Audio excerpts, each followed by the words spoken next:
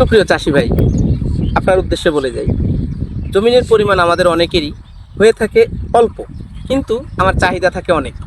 পেঁয়াজ রোপণ করছি, ও ভাই আমার তো সংসারে রসুনের চাহিদা ছিল, এই রসুনটা কোথায় রোপণ করব? অবশিষ্ট জমি তো আর নাই। সেক্ষেত্রে আপনাকে আমি ছোট্ট একটি পরামর্শ দিয়ে যাই।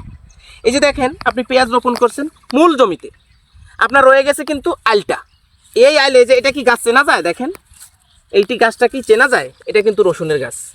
তাই আপনি একই স্বজাতীয় একই গোত্রীয় এই যে এই ধরনের সবজি যদি হয় বা ফসল হয়, আপনি কিন্তু এখানে রোপণ করতে পারেন সাথী ফসল হিসেবে। কারণ হচ্ছে এর রোগ আর এর রোগটা পুরাই ভিন্ন, এর পোকা এবং এর পোকাটা পুরাই ভিন্ন। এই পোকা কখনো ওরে খাবে না, ওর পোকা কিন্তু কখনো এর ধরবে না। সেক্ষেত্রে আপনি এই জমিনটার যে আইলগুলো বা যেটা পানি দেওয়ার জন্য কেল তুলি, এগুলো কিন্তু আপনি ব্যবহার করে একটু রসুন রোপণ করলে সারা বছরের রসুনের চাহিদা মিটতে পারে আপনার ফ্যামিলিতে। ধন্যবাদ।